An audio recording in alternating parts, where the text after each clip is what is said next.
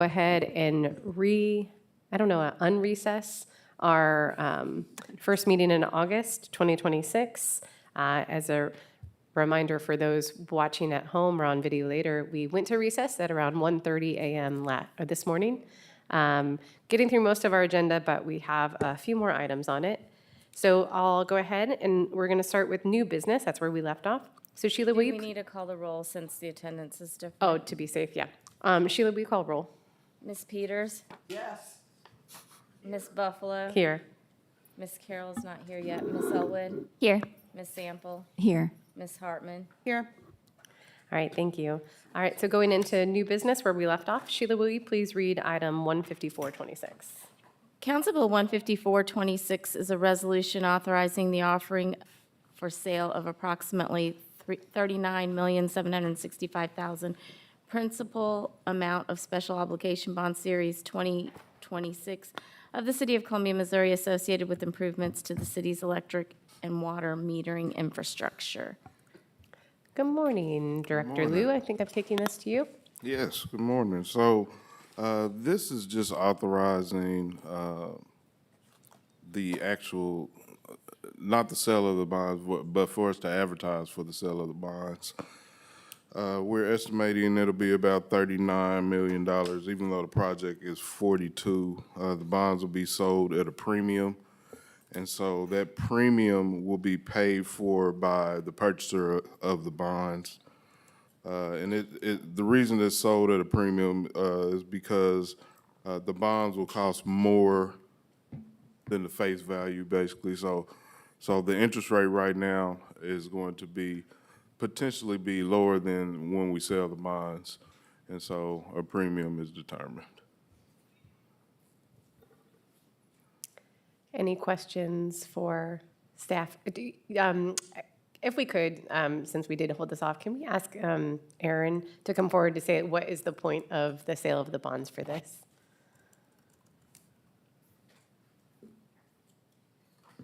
Good morning, Aaron Keys, Utilities Director. Yes, this is for the automated metering infrastructure project that we discussed at council work session here a number of weeks ago. It is to implement that. Again, like Matthew said, this is just permission to advertise for the bonds. We'll be coming back at a later council meeting with all the contracts necessary to actually implement the AMI project. So at that time is when you'll have the opportunity to vote whether or not you want to move forward with the AMI project. And then we'll have the sale of the bonds concurrently with that legislation. So if you were to defeat the AMI project, then we wouldn't sell the bonds. If you wanted to move forward with the AMI project, then we would be able to go ahead and sell the bonds. And the compressed timeline is due to the pricing that we've received on the AMI project. We've been told that if it goes past October 1st, then the price goes up a considerable amount. So we're trying to move forward quickly on this to keep the pricing as best we can. And can you remind the council why this isn't just included in our existing capital projects or enterprise revenue, any of those? Right. Ideally, we would like to pay for it with cash out of enterprise revenue, but with all the extra power purchase costs on electric, we haven't been able to do that. And then with water, we've been catching up with trying to build cash in that account with our cost of service. So. Okay. Any other questions for council before we open for public? Yeah, Christina? So, can you remind us why, if I remember that several meetings ago, the AMI thing, can you remind us why if we're getting, we were going to get a return on investment the first year. So why might people expect to see this as proposed as a bond rather than just the savings? 'Cause I Right. think Well, that's one of the big questions. there's still upfront costs. Yeah. So we'll recover those costs over a 15-year period, but we don't recover the cost quickly enough to pay for it upfront. So the ROI that was presented during that meeting that claimed we would see ROI the first year, we won't see ROI that first year. We will see some return on investment, some savings, but it's not actual cash, if that makes sense. So, for example, we've got meter reading staff right now that reads meters. Until the project's complete, we have to keep those people employed. So we're not going to realize those savings in that first year for So- those positions. But some of the savings, some of the increased revenue that we'll see because of more accurate water meters, we will see some of that. But it won't, it's not enough to cover the expenses up front. So the ROI won't be for, not ever, for the first year, it will be for year 5, year 7, year 10? Well, it'll be once the project's fully complete, which they anticipate about a 2-year, 18-month to 2 years to complete the project. So ROI that The third year? full ROI will be, the third year. Additional questions for staff? Yeah, Valerie. What happens to the roles for the people who check the meters? So there's a lot of turnover in that position. And so it'll be a natural attrition, as at some point we'll stop filling that position once they turn over. There'll be a lot of work initially, just making sure the meters are working and, troubleshooting different things. We'll find things for them to do. We'll be sure to transition. Anybody that wants to stay with the city, we'll be sure to transition them into a different position. Thanks. Any other additional questions for staff? On the sorry. That's fine, go ahead. On the council memo, the fiscal impact says approval of the budget provides authorization. And then the long-term impact says NA. Can you speak to that? This is just for the sale of the bond, so there's no financial impact to this decision. This is just to advertise the bonds. Later on, you'll receive. When we actually sell them. Yeah, So how later much on, does it you'll cost? receive an ordinance where you're authorizing us to actually sell the bonds. Right. Isn't there a cost to the advertisement of that? Not at this time. So what does that look like? It goes through our financial advisor, and no one gets paid till the bonds are sold. Okay. So similar to our work session, or pre-council yesterday, we talked about putting it onto the web, like that's the marketing, the website. That's the part you're talking about. Yes. Any other questions for staff on the authorizing you to go to public sale, but not to go to public sale yet? All right, would anyone from the public wish to speak on Resolution 15426? Seeing none, we'll come back to the council comments. Could you just run through again the timeline for this? So this is about letting it know that we have the ability to go out to sell, That's correct.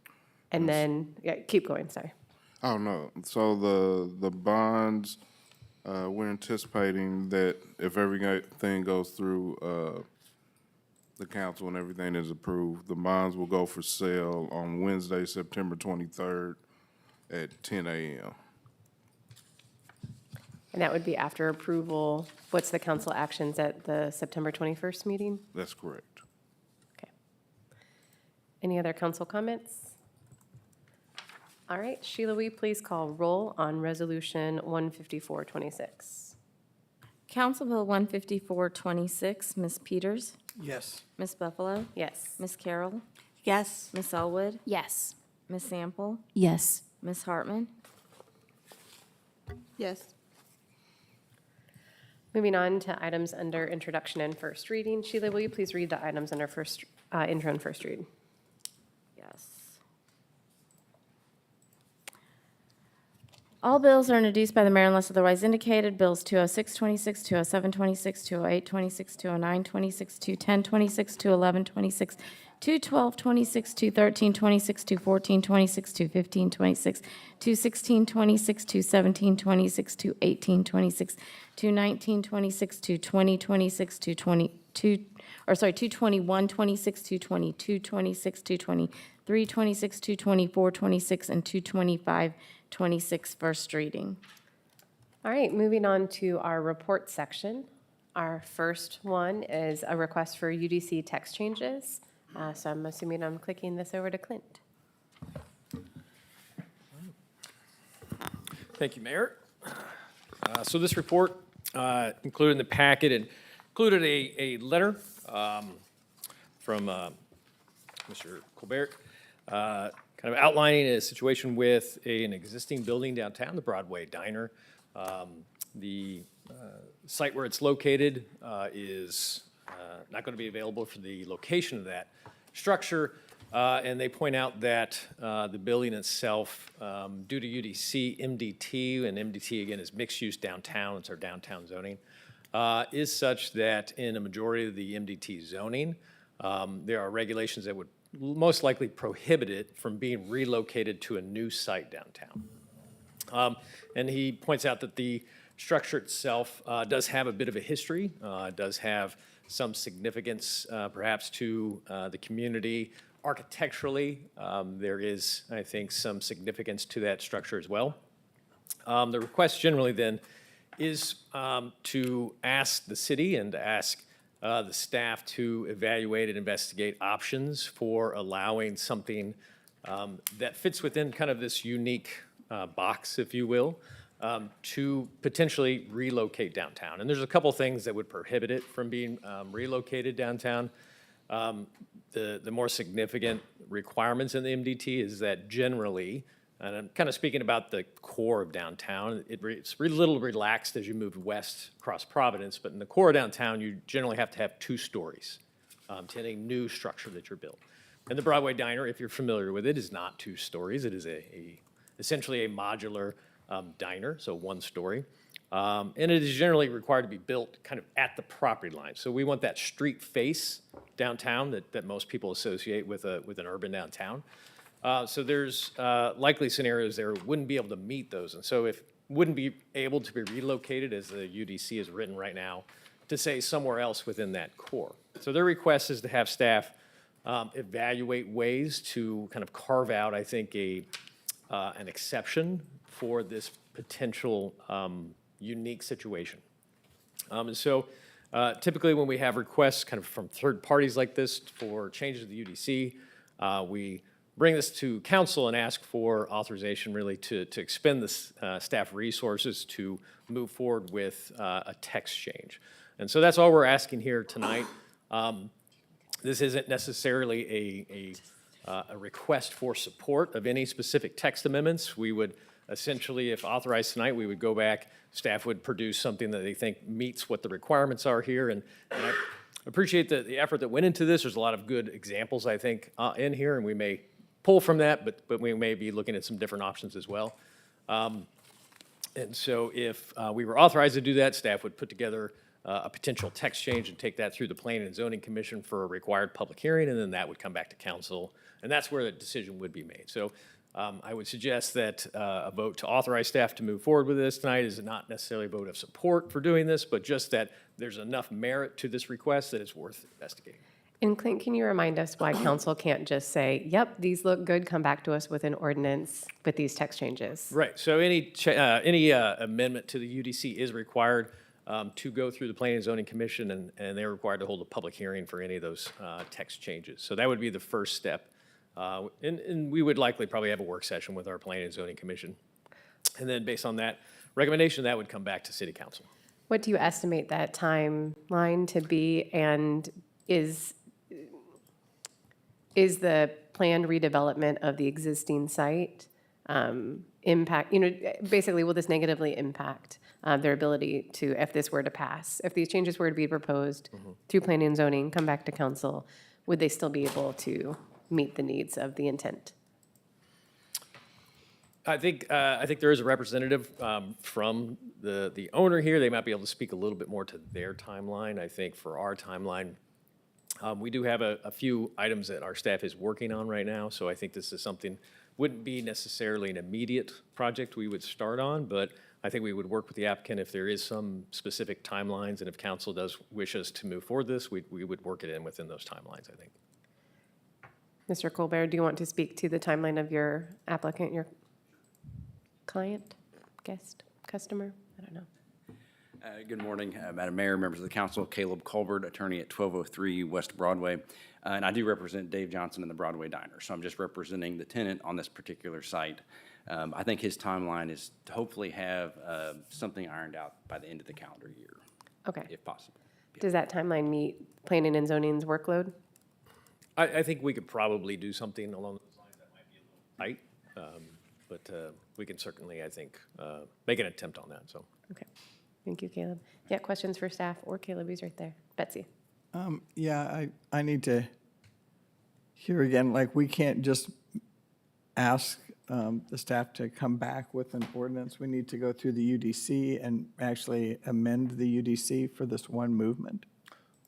Yes, because the UDC does not contemplate allowing this, and so it has to be a text change. It has to be basically a zoning change to the text, right? And so per the UDC, that's required to go through planning and zoning to have a recommendation and a public hearing from them before it comes back to council. Okay. So staff would work with them to produce the actual text of the amendment. They would review it, and then we'd bring that to council. After it goes through planning and zoning. Correct. Which is backed up. I wouldn't say it's backed up. I think working on kind of projects such as this, we would consider this to be kind of extra projects versus, say, the standard regulatory projects that you see come before you, like plan development plans and subdivision plats. Text changes are a little bit kind of outside the normal process. And so we try to get those in there as much as we can when we have the additional staff resources. So- Do you have the additional staff resources, though? We have staff right now that are engaged on working on data center text amendments. We have staff that are working on some housing amendments. We have staff that are working on some historic preservation projects. So working with our staff will, based on that timeline, I think by the end of the year, I think we probably would have enough availability to take something back to planning and zoning within Okay. that time frame, I think. Thanks. Yeah, Christina? So I'm looking at the council memo, and this is like a recurring thing I keep asking about, but the short-term impact says none, the long-term impact says none. When we're spending staff resources, isn't that an impact to the city? Like, because we're choosing to do this over something else possibly, right? We're using resources that have to be paid for in order to do these projects. Is that more of a, I like? think it's the I cost don't of know if doing I can answer that business. specifically. It Yeah, I sounds, understand it's the cost of doing business, but all this adds up over time. No, I would say it's in our fiscal year budget. I mean, the cost of community development, I think that's your short and long-term budget is how we increase staffing. You know, I mean, I have a question for staff. all right. I'm sorry. Maybe DeCarlin should answer, I don't know. Yeah, I'd say that's typically how we would reflect, I think, the short-term and long-term impact, unless there was Yeah. a specific financial impact. And we don't usually look at staff time as part of our impact, as part of our daily job, is to do these type of processes, so it's not anticipated as part of that look. Valerie, you had a question? Yeah. Just trying to understand why this is a UDC text change, and I know we've had a lot of comments. Is there a reason why we couldn't do this as a rezoning request, like a PD plan, given that this is extremely unique? Does the UDC specifically name the boundaries of the MDT, or are we not wanting to remove it from MDT? So I think the request is to relocate within the MDT, right? That's correct. So yes, if they had a specific site, they could actually seek a rezoning. They could do a PD plan. I think our recommendation would be this route to do a text amendment to perhaps allow that. It's something that we would initiate versus requiring them to go through that process and pay the fees necessary to rezone that to a PD to accomplish this. So if we want to allow it, I think in other circumstances, I think the pathway would be to do a text amendment. Just seems extremely specific, and do we anticipate there being other circumstances that are similar? I wouldn't say so. I mean, it kind of depends on our analysis. I think this specific building does have some unique factors. One, it's modular, it can be moved. Two, I think it has some, looking through the history here, and I think some of the information about the manufacturer of it, I think there's some historical significance there, some architectural significance. So those are things we would probably look at to say these are the factors when we're considering whether or not to allow something to be relocated downtown that's not consistent with the MDT standards. Those are the things that should be weighed, I think, when deciding whether or not that should be allowed or not. Yeah, I'm supportive of the request. If this is the path we'll take, then this is the path we'll take. I, to a certain degree, would rather look at it case by case than change the code, because that affects how other people would join in and move into the MDT. And I do think that it's highly specific to the unique case details. Yeah. Sure, and I'll just add that, looking downtown, I'm not aware of any other one-story modular structure. So, right, yeah, this would be specific to the Broadway Diner. That's correct. Exactly. But the challenge with the Plan District, if you create an island in MDT of Plan District, then you create this, well, you create the island effectively. And it's pretty cost prohibitive for someone like the Broadway Diner to go have a site plan, kind of go through the Plan District process without the certainty of knowing if that's going to be approved. Okay. I'll support this. I know Planning Department would get there. I'm just going to say the obvious out loud, and that's that I would expect there to be some mechanism to reach out to the district. Just if we're changing the code, I want to know that it's broadly accepted. I'm talking about the code and not the specific application, because I get the idea that it is broadly accepted in this case. Yeah.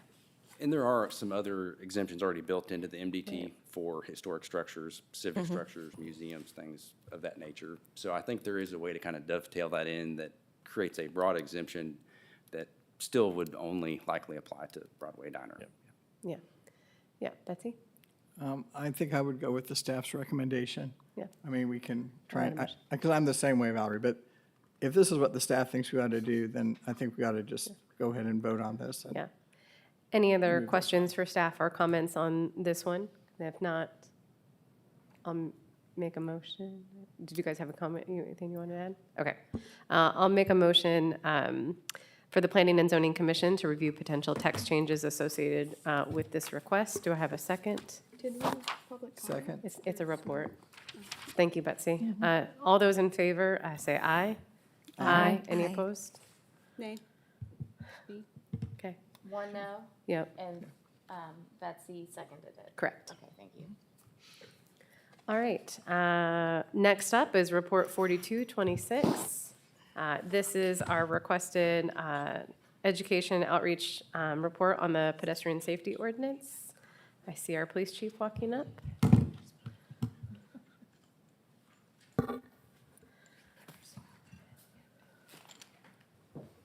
Good morning. Is it possible for it to be brought up, or do you guys have it in front of you? Sorry. All this new tech is, I don't know, was it loaded into the slides? Matthew says hit the arrow. No, it looks like it's going into finance. It is not, and I don't know. I have it on my phone, I just don't have my glasses, so bear with me. I was going to ask if we should table this anyway. The report? Yeah. there's a lot of interest, and I don't know how many people are aware that we're doing this at 9 a.m. Well, we don't normally have public comment on reports. That is true. I mean, yep.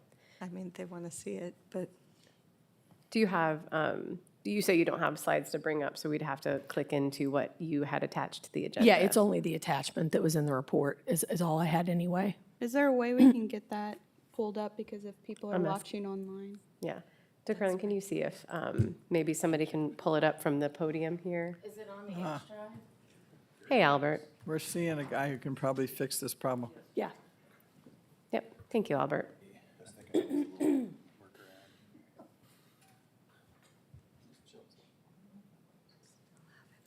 Did you just sleep back there? Okay. You just popped out of nowhere. I assumed you slept back there. Yep, I think we Googled Birdie's Deli recently. that's all right. Me too.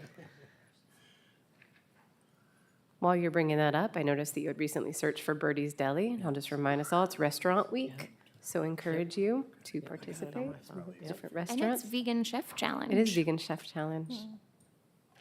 There we go.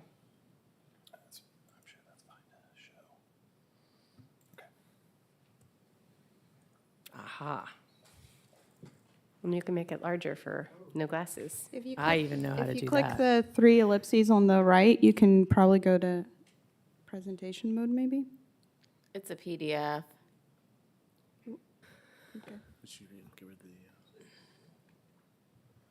So this is the report that fulfills the request to just talk about the education piece that was done prior to the ordinance going into effect. So just as a recap, from April 1st through June 30th, we did a coordinated 3-month education campaign before the ordinance went into effect on July 1st. We wanted to make sure we gave repeated notice, explain what the ordinance was and was not, and then identify locations where it applied, and talk to the public about reporting. So we combined officer education and direct conversations with the public, weekly social media content, educational videos, a dedicated web page, an interactive map, printable materials, distribution through community partners, and local media coverage. We sequenced messages so that residents first received general awareness and then provided more detailed information about locations and conduct, and then reminders about the July 1st effective date. So here's a kind of a breakdown graphic of how things went. It was 3 months. We had 14 planned content releases. We did 7 educational videos, 7 different graphics. We had 6 different media stories that we did interviews for, and then we had 3 different departments working on it. So the whole point of this was to do education before enforcement. We were very intentional about the phasing. In April, we talked about the basic rules. In May, it was more about the safety study, the affected locations, pointing people to the public webpage, and then all the resources. June was about enforcement, reporting, frequently asked questions, and then about the July 1st effective date. We wanted to give people multiple opportunities to become aware and obviously engage with any questions. The police worked with Public Works and Creative Services to coordinate the campaign. We did an overview on April 1st and began discussing the ordinance with community members during the education period. We tried to make sure we use consistent language and direct residents to the same webpage and map for more detailed information. So here's a timeline, and I had this created so that all the ads, all the resources that were created for this, they're all linked in this document. So if you want to go back and look at them, you can see all of our videos that are in there. Also, any of the social media posts that we did that had a graphic, they're all linked in this timeline as well. As you can see, it's pretty robust, multiple things we did in each month moving forward till finally July 1st when we were starting enforcement. Also links to all the different media stories that were done. And then public materials explain where the ordinance applied, what conduct was permitted and prohibited for pedestrians and drivers, and how additional locations could be designated, how possible violations may be reported, and what residents could expect once the ordinance became effective. Again, we kept pointing people back to the city webpage with all the resources, and then we had a primary website that was where we pointed people to. So on the internal side, we prepped our officers internally by overviewing the campaign with them and providing information about enforcement, referencing the specific ordinance, and we worked with the city prosecutor to find out what kind of language he wanted in the event we did have to write a citation. We talked to them about the locations, the need to obviously activate the body-worn cameras, the two crossing cycle rule that's built into the ordinance, potential exceptions for mobility and safety, and then focusing documentation on actions. The conclusion was by July 1st, residents had received 3 months of communication about the ordinance from various sources. The campaign emphasized voluntary understanding and compliance before enforcement began, while also preparing officers with consistent guidance for future ordinance contacts. As of when I wrote this on July 23rd, we had issued 4 citations for violations of the ordinance. Those were all written on July 1st, 2026, and then I believe we had issued an additional written warning, I think it was on July 9th. That's the only any type of enforcement action we've had to take since the ordinance went into effect, and I'm happy to answer questions. Thank you. Any questions for staff? Yeah, Christina.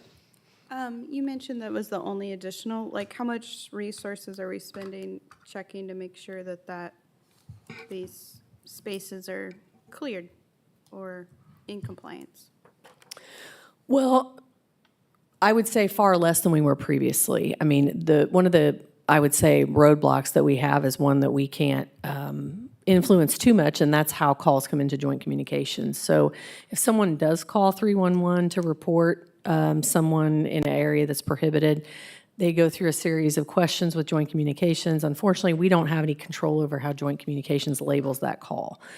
We have tried conversations with them. They're in the middle of a huge radio project, so we're trying to give them some grace because they're doing some very hard and needed work for us on that end. But it's not as easy as me going in and searching the computer system and saying, okay, I want to know all of the calls that relate to this, because sometimes it's put in as a traffic hazard, a check subject, a nuisance. There's all kinds of different labels they can put on it. And a lot of that has to do with what kind of information the caller gives them. So I've gone to several officers. In fact, anecdotally, when I see them, I'll ask them, hey, what are you seeing out there? And by and large, they are saying it's just been a lot of voluntary compliance. I've seen a few calls come up here and there. We've gotten voluntary compliance, haven't had to write, obviously, very many citations at all. And so I would say this has reduced those contacts significantly, which we're very appreciative of because the calls were taking up a lot of extra police time. And You can keep going, people. you said something, so interaction versus ticket is two totally different things. Do we have any metrics on the number of interactions?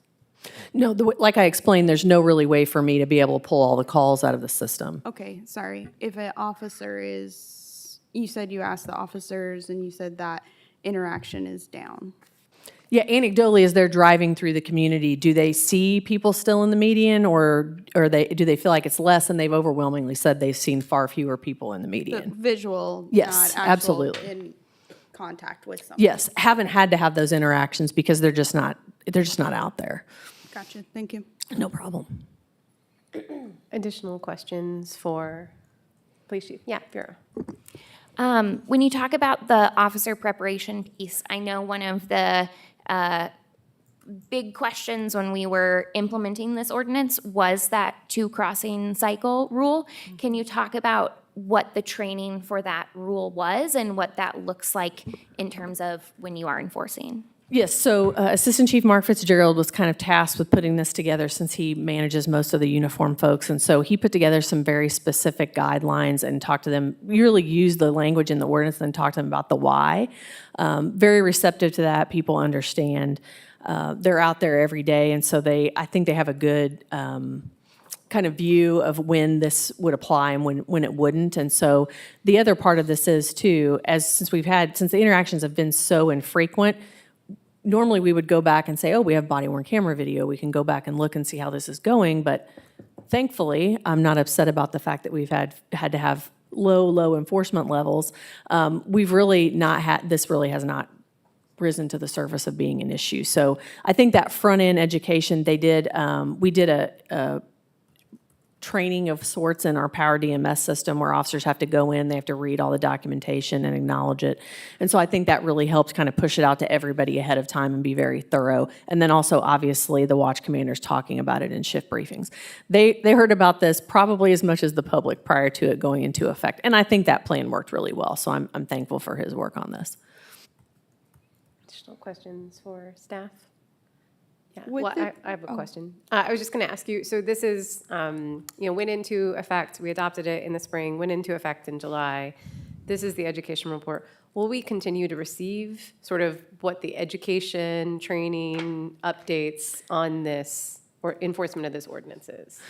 I think when, and forgive me, my memory's a little rusty this morning, but I think when the original conversations were happening surrounding the passage of the ordinance, we talked about maybe just a quarterly update on like how many citations we have written. That information is very easy to pull because we can pull it from the system by citation, by ordinance violation. So whatever frequency you all want that in. Obviously, the education piece is not as intense right now, but I think a lot of the community partners helping with that has really helped on that front, because I know there were conversations in different, with different community partner groups saying, hey, this is coming as well. So if anyone has any ideas or specific places we should continue it, we're happy to do that. Otherwise, we'll bring to you probably quarterly, or depending on how frequency you want it. It's every 6 months. 6 So months? the goal Okay. was to bring something back in 6 months, just to That's what see I think you exactly what's said. going on. Yeah, okay, thank you. No problem. All right, you had another question? Okay. Betsy, you're good? All right, well, thank you, appreciate the update. Thanks. Chief Schluty. All right, moving on, Report 4326. This is the Downtown Community Improvement District's annual budget. This is an informational report that the CID is required to submit to the city by state statute. If there's any comments or questions, I see the executive director here, we can always direct them to, but appreciate the information, and thank you. All right, up next then is a report. This is communication from our Finance Advisory and Audit Committee. This is their annual report. It's 9:30, so I imagine they're not here. They were not here late last night. Is there anything, Matthew or Jim, that you would want to raise attention to from the FAC annual report?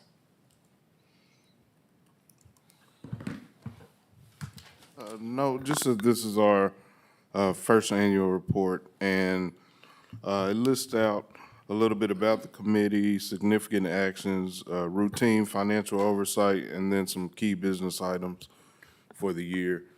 And so they'll be preparing this every year around this time. I was going to ask if this would be the timing of when it is. Yep. Okay, thank you.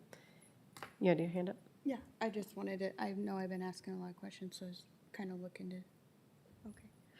On the 2025 single audit, I saw that there was a recommendation or finding, I can't remember the wording that was used this morning, but, and it was supposed to have a toolkit by July 31st. Do we have an update on that? Yes, all the audit recommendations are in place. All the recommendations are in place, even from the prior year, Yes, the reoccurring one? yes. Any other comments on the Finance Advisory and Audit Committee's annual report? Yeah, Jackie.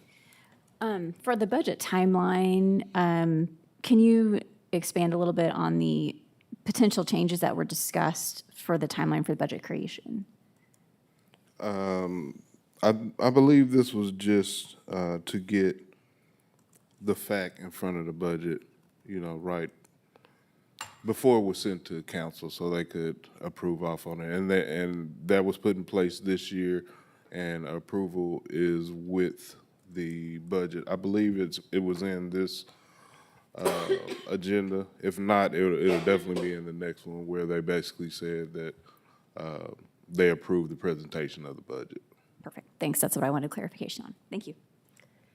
Any other additional council comments on the Finance Advisory and Audit Committee's annual report? No, appreciate it. I know this was something that they came to us about wanting to do, the cadence of an annual report, and I appreciate that for any board and commission, having an annual report. Thank you. And then moving on, you might as well stay up there. Report 4526 is the monthly finance report. Anything of highlight that you want to bring? Your PowerPoint is down there in the bottom. Thank you. So we just wanted to highlight a few things with the finance report. The first is the city cash budget. So this is education that we continue to do because of the narrative that is continuously out there about the cash funding that the city has. So a little bit about understanding our cash. The city's operating cash acts as a checking account, and it pays for everyday services such as police, fire, utilities, trash, and parks. This money keeps the city running on a day-to-day basis. Our restricted cash, this is the cash that the city cannot spend freely. It is restricted by laws, contracts, and other rules on how it can be used. So a good example is the federal relief funds, or ARPA, and that money is money set aside to pay debt or the customer utility deposits. Those are all restricted activities or restricted purposes for the cash. And then the last group are our capital project fundings, and this is money that is set aside for long-term investments. This is all money that does not go to pay for salaries or bills, but it actually builds things for the community. This is our part of the sheet that kind of shows the the type of cash, the city purpose, and then the household example. So equating our operating cash for our daily services and operations to checking accounts or bills for groceries, things of that nature. Our restricted accounts are legally contracted, and that is sort of access for a personal, like a gift card or a college fund. And then capital project funding for our building and long-term improvements. This will be equivalent to savings for a car or a home remodel.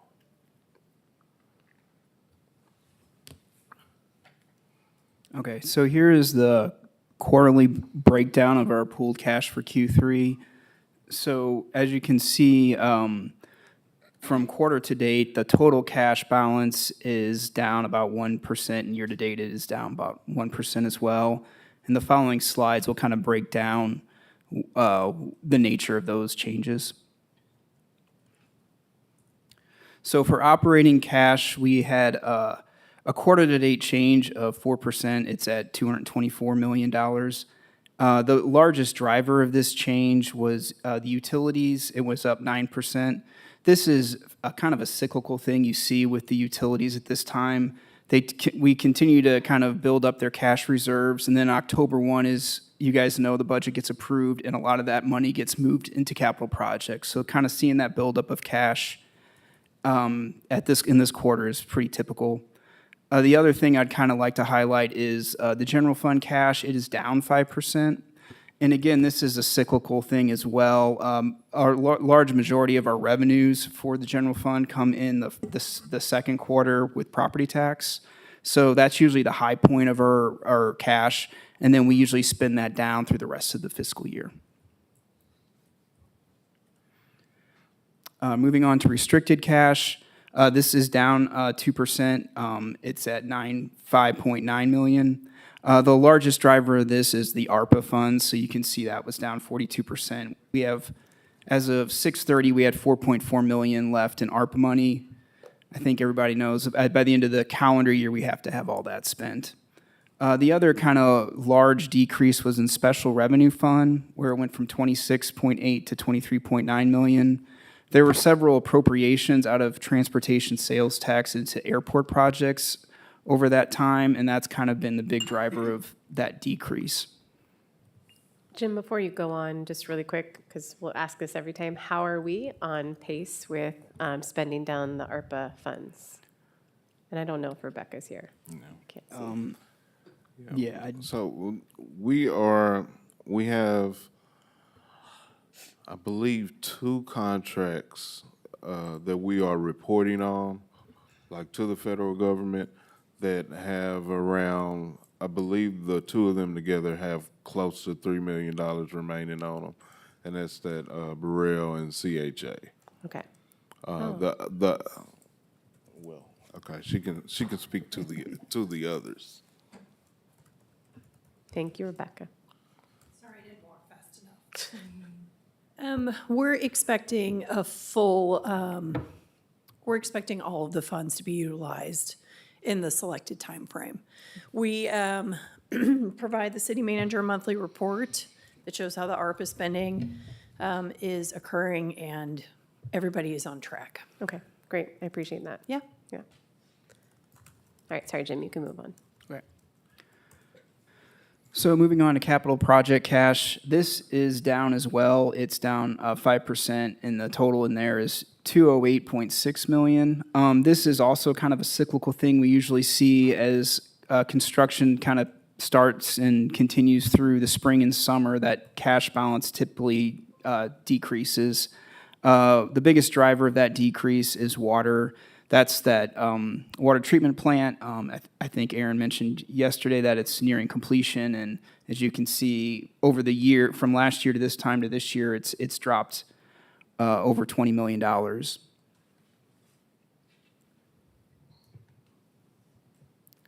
So next we'll come to our pool cash investment report.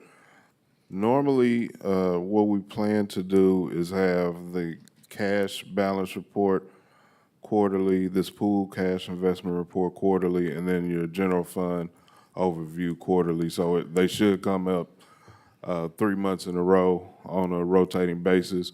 But since we missed a meeting last month, this is on with the cash report.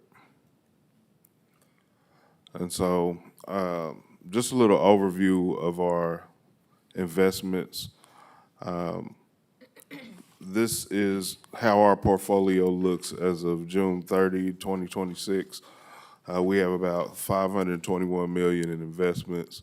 Most of the money is in U.S. Treasuries at about 38, almost 39%, but that's the breakup, basically. So 28% agency bonds, 20% mortgage-backed securities, 10% in our money markets, and then we have a little commercial paper and CDs as well, or certificates of deposit.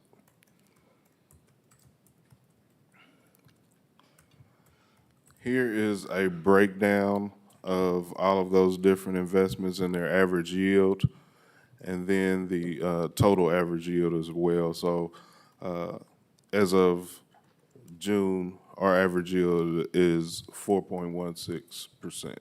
So that's what we're receiving on investments at this time. Yeah, Betsy has a question. Who, do you oversee these investments, or do we have a company that does that? No, we oversee the investments. Okay, thanks. We have 2 accounts that are like money market type accounts. They're the state-approved accounts. I believe you'll see one contract come to you in the next few weeks. It's for an organization called MOCAT.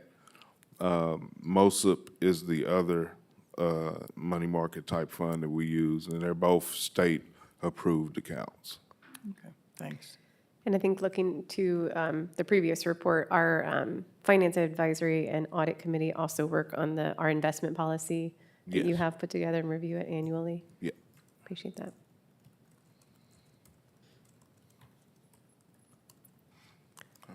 Is that it for the monthly finance report? Any questions for staff on this one? I think, can you answer a question that I had about maybe a carryover from the last finance report on the business license?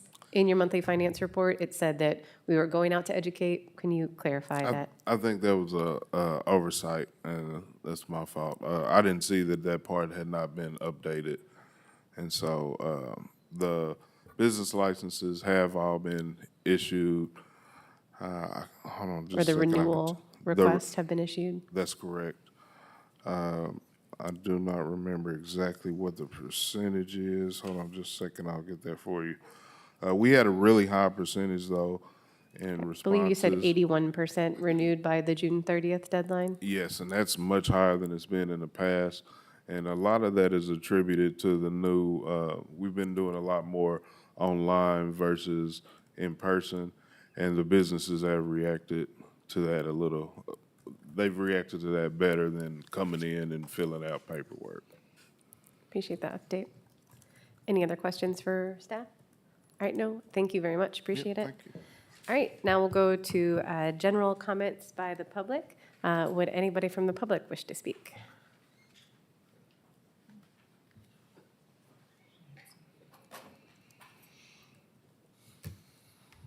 Oh, yeah, sorry, Matt, you're taller. Just hold it for a while. Okay. Yeah, I guess they don't want you to accidentally hit it and then go whoop, whoop. yeah. All right. Good morning. I'm here, Matthew Schacht, Thank you. 709 Lion Street, Ward 1. I'm here representing VidWest, but also the community members who have been advocating on behalf of VidWest. The current budget that you have represents a quiet milestone in the history of Columbia.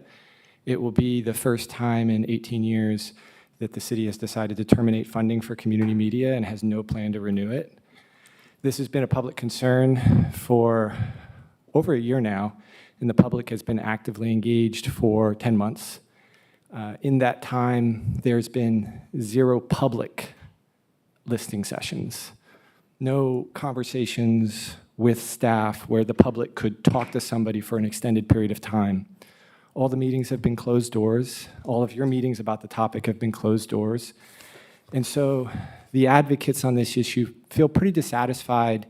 They're disappointed if you decide to defund community media, but I think they're disappointed in the process because they didn't ever get a chance to hear from you as the elected representatives, and they also really didn't get a chance to meet with staff and dig into these issues. I know you're doing a lot to communicate right now, and I know, based on last night, the budget is pretty scary. I get that. But I think people also see this budget, and they're saying, well, community media, the current funding is 0.0002% of the general fund. That's 2/10,000ths. It's a rounding error, it's financial dust. But for the members of community media, that's their home. That's where they meet, that's where they work, that's where they give each other the benefit of mentorships and mutual aid. So taking that away has a profound impact on the community. And we would expect that there would be a public opportunity for the harms of that to be shared in a public way. Taking that away and not giving us that, I think, builds resentment, builds the kind of resentment that you might see today on the 1% sales tax, where there are a lot of people who think that's important, but then there are a lot of people who are going to vote against it because they see it as a referendum on the city, a way of expressing their displeasure at a host of issues.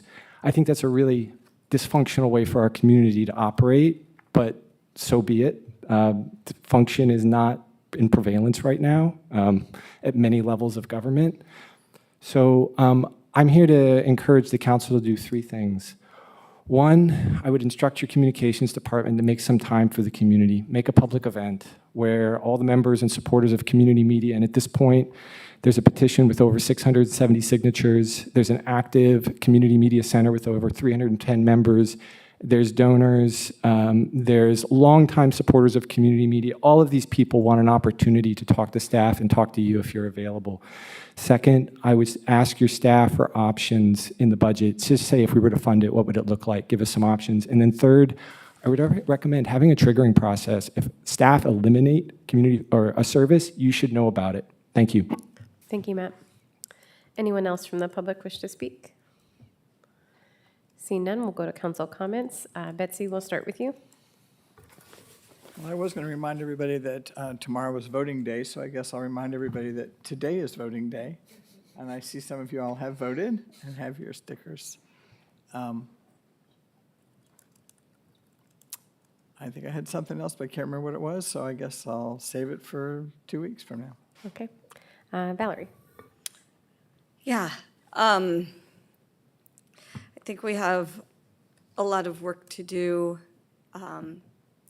to adjust our meeting policies, to adjust how we manage our agendas, to avoid having an agenda that requires us to recess at 1:30 a.m. And reconvene at 9 a.m. I'm just going to call that out.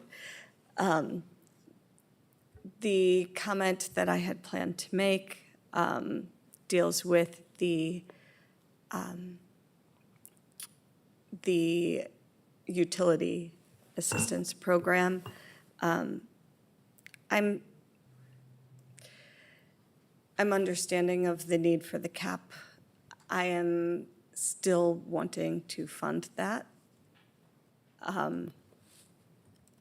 And that's something that I intend to bring forward at the next stages. All right, Vera? I will echo what has already been said, which is a reminder that if you have not already voted, today is Election Day, and after this, I'll be taking my son to vote in his very first election, so that will be very exciting. And to also echo, we have been talking up here for a very long time in a lot of different ways about a need to revisit our meeting structure and some of our meeting policies. I know there's been I know that there's a plan for a work session. I don't remember, DeCarlin, is that on the schedule? Do we know when that's happening? I thought we had talked about having a work session about. After the budget is passed, I think exploring the first read conversation. I think a report probably will come to us and then having a work session, if I'm remembering, Sheila, the timing. Yeah, I mean, it'll be a report that's very basic, because without feedback, it's hard to like commit to changes and field things through. And I've got a draft of that ready. It's just a matter of when it's coming forward. Good idea. So this is a conversation that will be ongoing as we figure out the best way to manage a growing city and a growing agenda. Thank you. Jackie? Okay, first off, I just wanted to draw attention and say a big thank you and congratulations to the Near East NoCap group. They planned and held a very successful neighborhood block party last week with the estimate was over 200 people attending, including, it was in Eastport Park, and so they had people from that neighborhood, including lots and lots and lots of children and youth, which was our goal, just continually cycle through that event. So it was a very wonderful event, and I'm excited to see the momentum that this group is building and all the good things that are to come. For budget amendments from council, this was something I brought up at one of our budget work sessions. I just wanted to go back to that, and I can put it in an email, Matthew, if that's what you need from me, regarding looking at the commission's funding and those commissions who are not regularly spending their balance, using that monies in a different way, specifically having a conversation about potential stipends for council members to utilize if needed for personal security. So that is a conversation that I don't want to get lost, and I'll follow up with an email. And then I wanted to continue and make a request for a work session on looking at and discussing the potential of charging for bus fares in the future.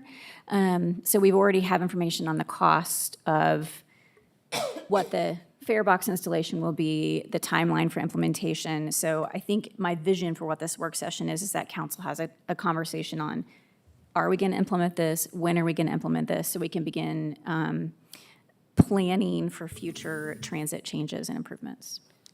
So request for a work session. Did you want to clarify on that one, Valerie, before? I'm just wondering about, we had a strategic plan on transportation. I guess I thought that was a discussion that we had as part of that strategic plan, and the decision or the input from this body was already given. I mean, if you want to revisit that, if you want to have more information or tweak the input that we gave, I'm open to that. I don't know, I feel that we have the information. Right. And I don't disagree with you. I think we have the information, we've talked about it, we haven't made a decision. That's what's missing. And so I want us to definitively state as a council, yes, we are going to move forward with this, or no, we're not. So I feel like we have the information, we've discussed it, again, we've identified the costs, the timeline for implementation, but we haven't necessarily made a decision. We haven't defined how long we are continue to approve free bus fare. We haven't defined an end to that. And we also have not made any movement on if we are going to charge it. So that's what I'm wanting to see. I'm wanting us to make a decision on that. And if we have a priority for improving transit, does it include charging bus fare? Is that a work session? I That guess was is what my the question. suggestion was last night. Yeah, Vera, questions on this? I was just gonna say, kind of same thought as Valerie. I feel like when we had the transit, oh gosh, I'm gonna use the wrong words, but the maybe transit study, the conversation about increasing bus routes and capacity. I remember having the conversation at that time about charging for buses and whether that would speed along the ability to increase capacity. And I remember council at that time having the decision of no, we did not feel it was worth it. So happy to have the conversation again. I think we have previously made that decision. Can I ask to DeCarlin's point on, so I think the transit study work session that we had, if I'm correct, was that 2024? 24, 20. I'll let Shane come up there. It was either 24 or Because I 23. think this would be a kind of a good reminder of when did we? We've had one since I was elected. Okay, so We had one that's last right. year. You're right. That was when we had the first intro to it, and then we had an update on it. Right. So can you remind us the dates of that and what staff's takeaway was on the direction moving forward? I don't know that I can do the dates, but I can tell you something about it. So really what came out of the comprehensive transit study from a revenue perspective is we need a dedicated revenue source. And so that's really part of the undecided piece of this is what does that look like? How would we generate a dedicated revenue source? It is the opinion of Public Works that it could be difficult to pursue a dedicated revenue source if the fares aren't part of that solution, for a variety of reasons. Did you say are or are not? Are, if they are not part of that solution.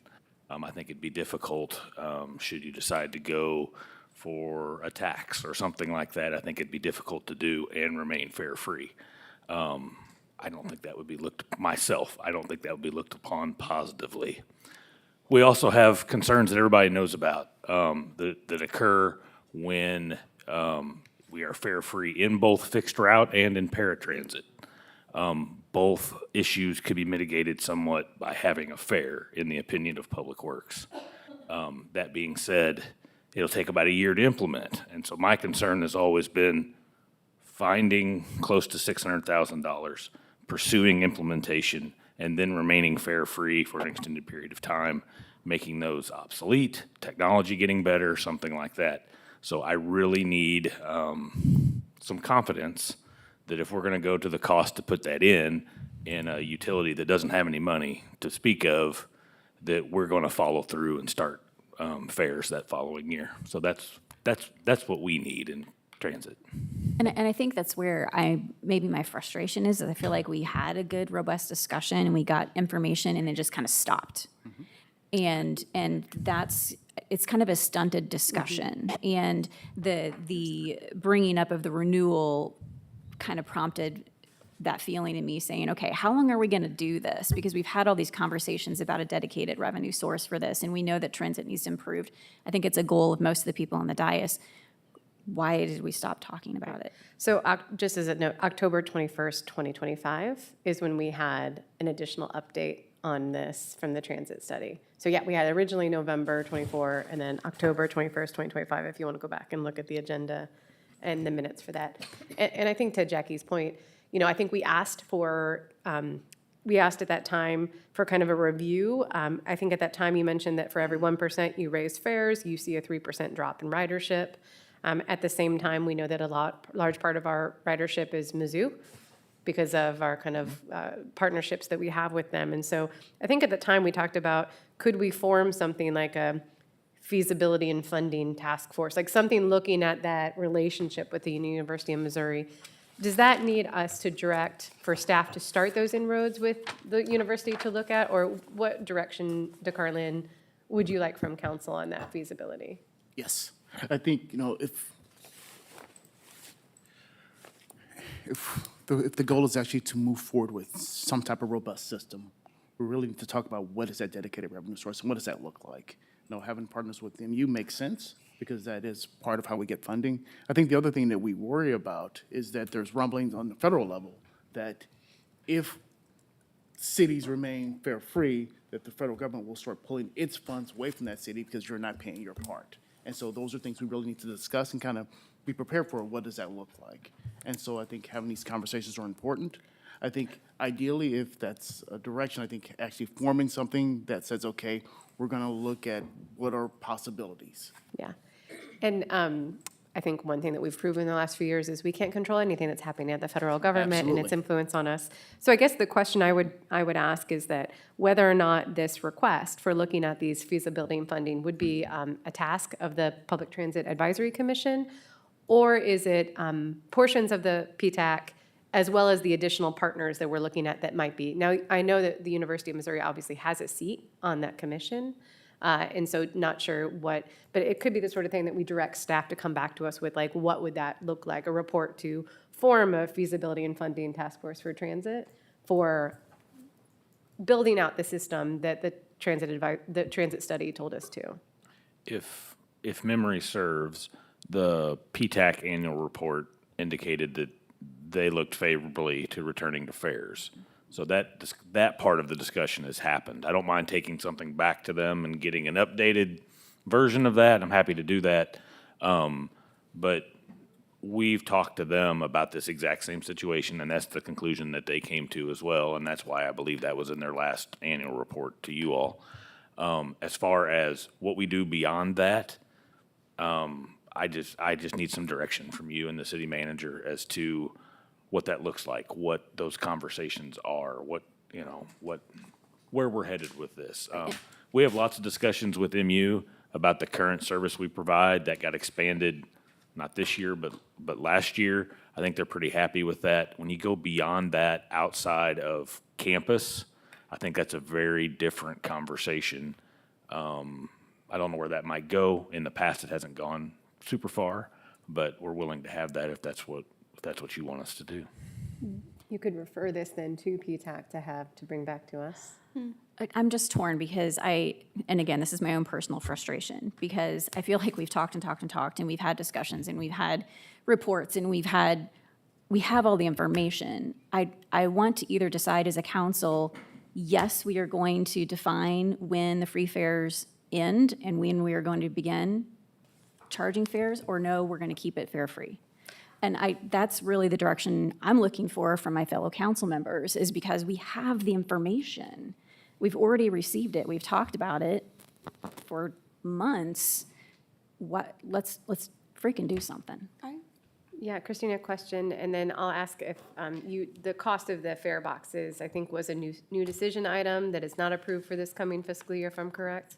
Can you remind us what that dollar amount was? So obviously, it takes fare boxes in both large buses and the paratransit buses. So I think it was split out in the new decision item, but it totaled like $585,000. Okay. Yeah, Christina, question. And then Christina and then Betsy. Was waiting so long, I think I forgot. My question was for DeCarlin, but I don't remember, I'm sorry. And then I had a comment. I personally have only seen it really from the outside view and not being on a council side, and with a new council member possibly being elected today. I'm assuming somebody will be elected today, maybe we do need to have more discussion, because to me, the free fare is important. And I think that I would like to understand why we would want to move away from that. And I understand that slows down the process, but. Well, again, the why is the dedicated revenue so we can improve transit. And one of the questions that I had submitted was, previously when we were charging fares, did we have vouchers available for people who needed assistance, and the answer to that was yes. So I think that is a carve-out that we can make. Again, I'm just looking for us to either, just to make a decision. Yeah, and I think having other colleges, talking to them about how maybe their students could leverage not just MU, but we have a lot of colleges, so. Betsy, you had your hand up. Nope, Oh, good. and I down. did Right. have my I hand know, up. but she had her hand up Okay. first, so I went on her first. Now Valerie. The information we're receiving is not the same as the information we discussed last. Or we are prioritizing different parts of the information, and that's fine. If we want to continue this conversation beyond what we're doing right now, it needs another meeting. That said, the information that we received is that the fares collected would never be a significant portion of the budget to operate this. The consideration is that that also affects the amount that they can charge for the paratransit. Now, I don't see a future where charging fares is worth the expenditure of charging fares to me, because charging fares does not sound like it helps our transit improve. It doesn't add to the budget. If what we want is a dedicated revenue source, it's a tiny dedicated revenue source. And that needs practical consideration, because I think I don't think that the revenue source sounds like the major consideration here. Betsy and DeCarlin, is that a hand up? Yeah, I'll let Betsy go, but I do have a point about. Yeah, Betsy. I agree with Valerie that, I mean, if you just look at what it will cost us to do the fare boxes and what we would get in return, but then we have to pay attention to DeCarlin, who points out that we might lose our federal funding. So then the question is, how much federal funding are we getting? I know the big buses that people complain to us about, having big buses rolling around, are federal. So maybe what we need is a report saying, you know, looking at how much money do we get from the federal government versus, you know, is it worth it? Because otherwise, I'd agree it's not really worth it. Yeah, DeCarlin, you had a comment? Yeah, so when we talk about, one of the things we've talked about is microtransit. And you're not going to be able to get that type of operations without charging for it. And so what what's the group that we're trying to partner with? First and Last Mile. And so in order for them to operate, they need a funding source. And so, then they're the ones who get people to their destination. So it's, one of those factors is that that is something we may need to consider if we're looking at a really robust transit system. And so in order to grow, we have to kind of figure out what does that growth look like. Right. If I can make a recommendation, we're going to keep circling around on this one. And I think to get back to what we talked about, I'm allowed to talk. I think to get back to where we ended that October last time, and it kind of just stopped. I think I would like to see us form a feasibility and funding task force that looks at all of these. What's the potential partnerships? The cost that was estimated for the different scenarios that we had, right? And there's a 35-year plan, which is obviously too long of a plan to get to where we need to be. So what my request would probably be would be for staff to come back to us with what would look like for a task force, who could make up that task force, obviously members of the PTAC, other institutions, not just colleges or universities, but also major employers. What could they put into the skin in the game to help us have a robust transit system that we need? And I think I would like to look at those funding opportunities to also include what would regional transportation, like a regional transportation authority, potentially look like, where it takes out of that. Like, what are our options for funding this? Because otherwise, we're just going to keep trying to make do with what funds we have. Fares or not fares, we need to figure out a new way to fund this. That would be Vera. Yeah, I guess I'm a little bit confused by the conversation as a whole, because I really thought leaving that October meeting that all of these questions had been answered in that October meeting, and I also thought we were approved to move forward.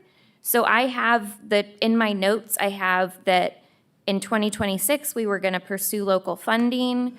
We would be procuring vehicles from 2026 to 2027.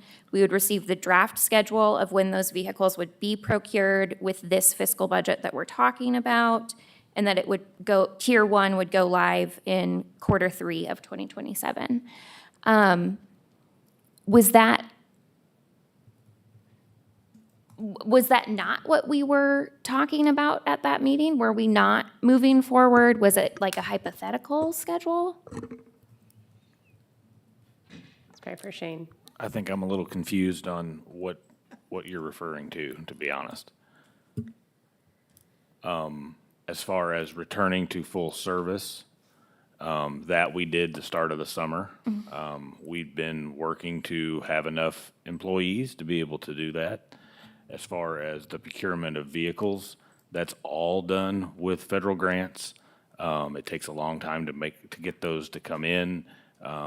So it just, when we have the money, we purchase those and replace the ones that we've got, but we're only allowed to have, I think it's 10% in reserve. So anytime you're getting a new one, you're getting rid of one. So the idea that you're gaining more to do more doesn't really happen without that ridership and that federal money increasing, so. So I think, I know we had talked about like in October, it was like we have to get up to baseline. But then that timeline, I thought that was the timeline to then get us to the first tier in that plan of getting above baseline. So Tier 1 would have been, that was the no route changes, but 45-minute. And then Saturday are still 90-minute, okay. Yeah. Which we have, that is where we are right now. Which is still the goal. That's the case. We've returned to baseline. As of right now, we're staffed where we can continue that even when the students come back, but it's an ever-changing thing. It very much is hire 2 or 3 drivers, lose 2, gain 1. And so that's an ever-changing thing. When we reduced service before, it was because of the amount of mandatory overtime. It wasn't just that we'd been doing that a long time and wanted to give them a break. It was also you're only allowed to do so much mandatory overtime by federal rule, and we were getting very close to having to do that. I think to your point, Vera, I view it as it's a parallel process. So yes, following this, but again, the plan that we had before us on our current kind of, this is how we're doing business, it was like 30+ years to get to Tier 4. And so I wonder if we can do both, right? So yes, hiring the people to do this, to get us back to basic, and then hopefully following the path to going the weekdays, the 30 minutes, for those between 5:30, the different times that we had of Tier 2. I see that as yes, but we need to also do something else. It's not even just fare or no fare. We need to think about that feasibility funding. Like, what is it we're going to do and address that rather than assume that in your free time they're doing it. Maybe, you know what I mean? Maybe we can bring those partners together for it. And I mean, I'm in full support of that idea. I think a parallel process makes a lot of sense here. I guess I'm just also wondering, and maybe I'm just like misunderstanding something. Are we actively moving towards, are we taking the steps we need to internally to move towards Tier 1? Because it felt like what I was hearing was you needed further action from council in order to start to move towards Tier 1. And some of this I might have to talk to the folks in finance, but we need a dedicated revenue source to continue to move past baseline. And so that currently isn't in place. And so we can continue to hire drivers, but you're going to hit a wall where you aren't going to have the funding or the mechanisms to keep Can you clarify? Shane, you mean an increase in designated because you do have a designated revenue, which is, the transit budget that we adopt every We year. do, which is based on current ridership, which drives your federal funding. And so that's going to look roughly like you see it out there right now until either you have more ridership, which generates that additional federal funding, or you have a dedicated revenue source. Right. We got Christina, and then, I don't know if Betsy meant that, but Christina. I apologize, and it does sound like we have a lot to discuss on this. I'm thinking maybe we should consider that and maybe just ask for the report, because I also am curious, like, on that risk of the funding. Like, are we talking that, 70% of the funding is from federal, or, oh, I saw a nod. So it's close to 70-ish, 80-ish. We're closer to Okay, 80. we're raising those numbers, but, It's usually 80/20. okay, 80/20. And so we really should probably consider what that looks like. But I don't understand, if we're contributing 20%, why that would be pulled, because we're still contributing money. Yeah. The mayor suggests a task force. I want to know how long you planned on for the task force and what a completion date for that would be. My concern about a work session is it sounds like what we need are decisions and not prolonging. Another work session at the volume of work sessions we currently have causes us to rearrange priorities on things or make special calls. And if a work session doesn't change or progress this item, it causes the same problems that Jackie is identifying. I do think we need more discussion. I do think we need a funding source. I would like to have information from the task force on more diversified funding. I would like to know how other cities, including Springfield, who's operating fair fee as well, and I'm sure PTAC has already talked about this. I'd like to see some diversified funding options and make our decision on funding more than yes, no fares, but how do we fund this going forward? For me, I think a work session may be in order, but I'd like that work session to come with a report from the task force that the mayor's suggesting. And what I remember is that we've had a report, and it was this 30-year timeline, right, which is ridiculous, in my opinion. Like, we either are going to do this or we're not going to do this. So I would agree, we need to get a task force, and we need to ask them, is this funding that we can do? Is this something we can do? Do we need to look at a regional transit system? What do we need to do to move forward so that in 10 years, we actually have a robust transportation system? Or we need to flat out say, we don't have the money, we don't have the resources, we don't have the ability to do it, and this is what we've got. So I'll make But a we need to have motion. a task force. I'm so going to make a yes. motion to request for staff to come back to us with proposed legislation forming a task force not to exceed 18 months. The scope should include recommended members or organizations to be represented in the task force, including PTAC, and to look at the transit studies implementation to advance the timeline for it, exploring funding strategies, both regional, local, regional, but also our federal and state funding. I would second that. Okay, we got a motion and a second to request for staff to come back to proposing a task force for advancing our transit study faster than 30 years. Any discussion?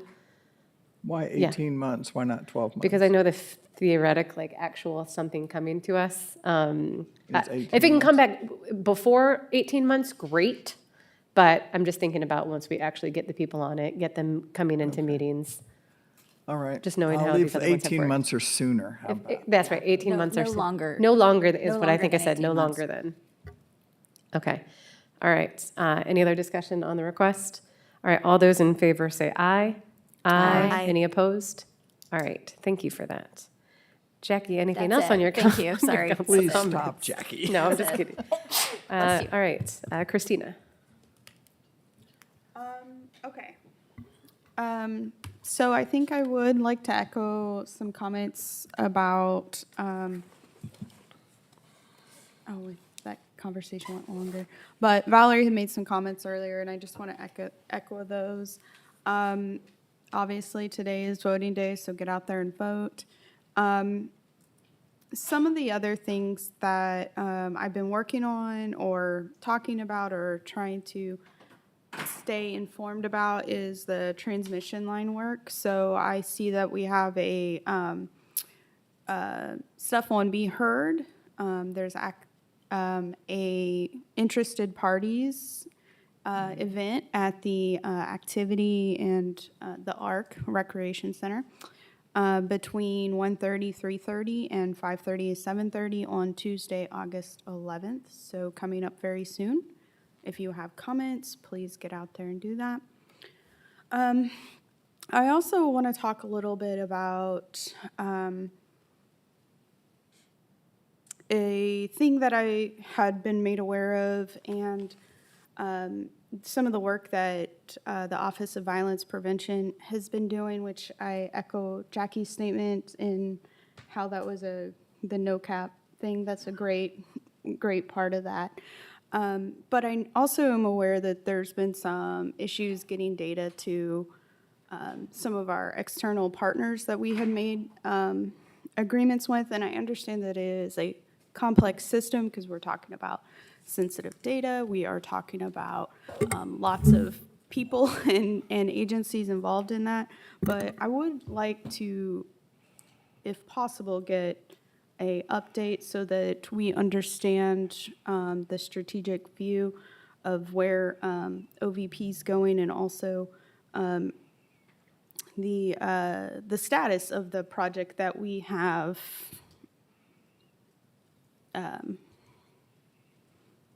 partnered with those external, the National Institute of Criminal Justice Reform. I think I got the name right.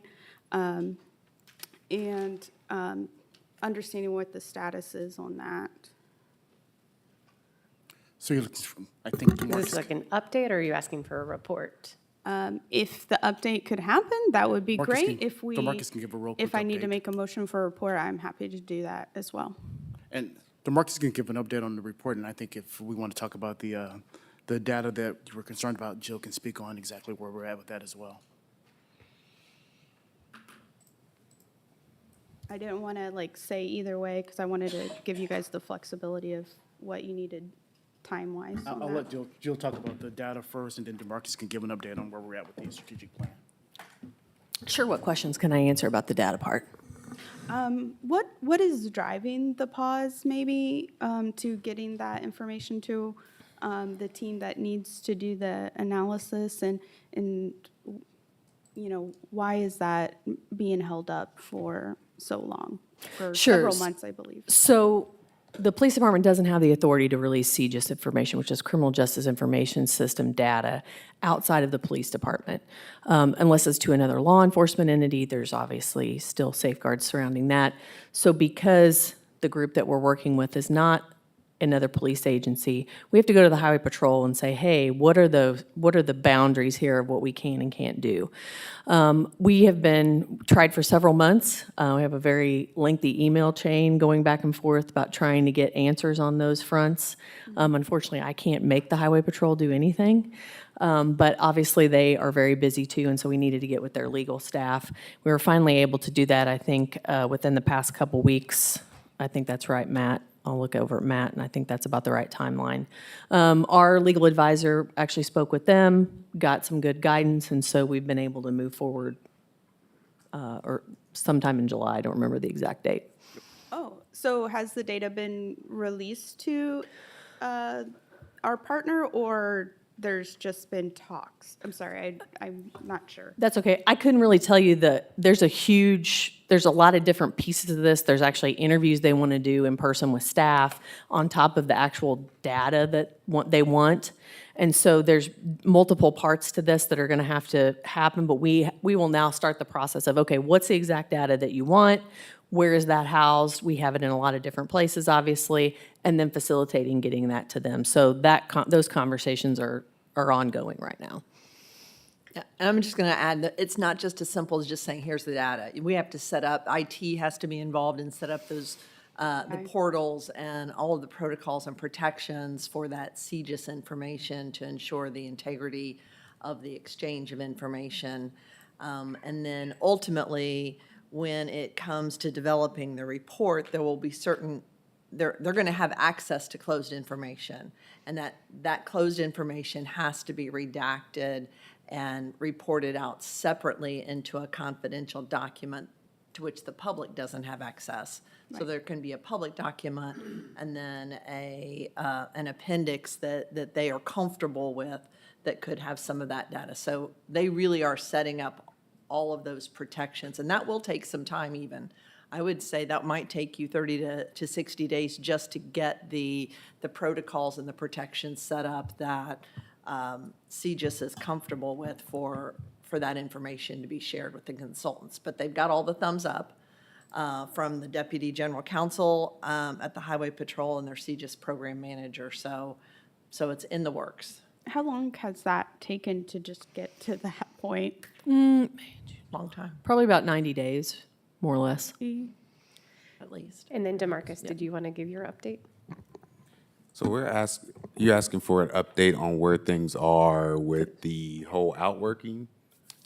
So with the strategic build of the Office of Violence Prevention, you could think of me as a general contractor with what we're doing. The silver lining is we have one provider, but we are doing multiple initiatives with this provider. So we have the gun violence problem analysis. We have the community violence intervention landscape analysis. We have the strategic outworking and the plan to build the outworking of the Office of Violence Prevention going. And we have technical assistance and training that we're doing twice a month with NICJR. So we have a holistic approach to building out the office. And so an update, for me, it's like, it depends on what we want to update on.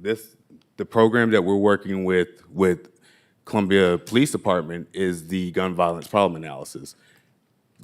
And we have elements that are not in our control with that. Everything that's been in our control within the city, and we have the projected dates and everything in our workflow, but we're ahead of schedule. And so we have built into our process that we knew there were things that were not going to be in our control. And we're talking with NICJR, where they knew this was not going to be in our control when we're talking about CGIS and how to share the information. And so we were able to put that into our plan. And so we knew what we had to front load in order to get our strategic build. And we knew what was going to inform us as the Office of Violence Prevention and our community-based partners to know what our issues were when we're looking at the gun violence problem analysis.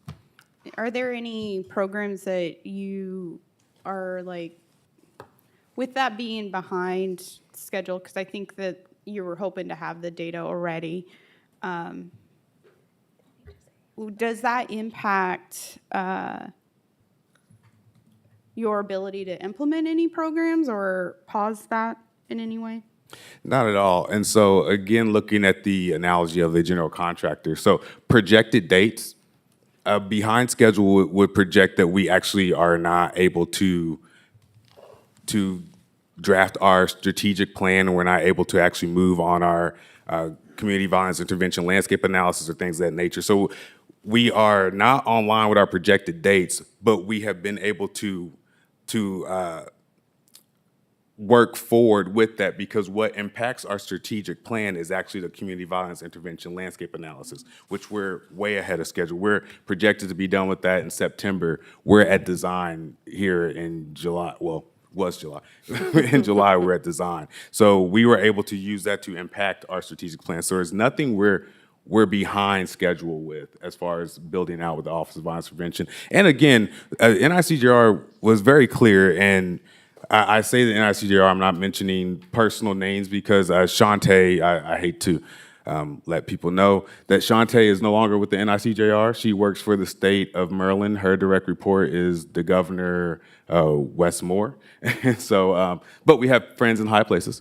So Shantae and I are still friends. I've been able to connect with the executive director, David Muhammad of the NICJR, and we are working with Devin Riviera and Letitia McNeil, who has been brought in as well. Shantae will still be involved because I threw a fit, but I didn't throw a fit. I asked that she would. She's been working this process with us and has been very helpful, and even our community partners and talking with them. So she is no longer with the NICJR. So the NICJR, with what we've done, has said, hey, you did programs before we even did the data analysis and things of that nature. But that's because we knew anecdotally some of our issues here in Columbia. And so we have things that are working that are not even built into the strategic plan because we knew we had to do something, right? And so we're not put in a place where we can't function as some of the initiatives of the Office of Violence Prevention, but we're building the strategic plan so that there's actually sustainability and there's actually codification in the 5 years of how this office will function going forward. What are you most proud of with the programs that you have been able to implement?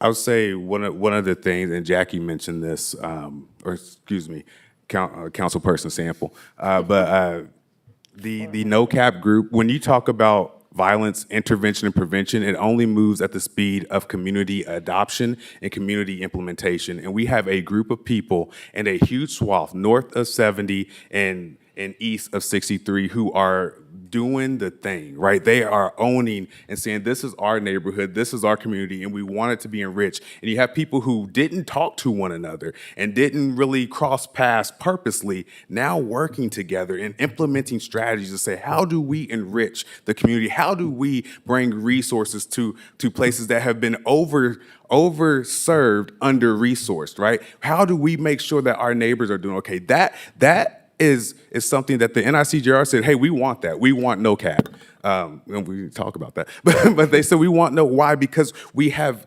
people who are volunteering their time, getting off of work, bringing their kids to the meeting. If you come to our NOCAP meeting, we got kids at the meeting. Why? Because they ain't got babysitters, so they come into the meeting. That, to me, is gold. Because it tells me something. It says the community understands that it takes all of us to work across all bounds to make sure that we have a safer, vibrant, and livable community. Yeah, I did get to see some of that happen at one of the NOCAPs. I've only been to one of them, but it was pretty impressive, and it made me think, wow, if we could have that all across the city, that could make a big difference. It's a strategic plan. And that's something that you were able to implement even before engaging the external consultant, is that right? That's correct. Cool. Thank you, DeMarcus, for the update. Thank you, Chief Schluty. Appreciate it.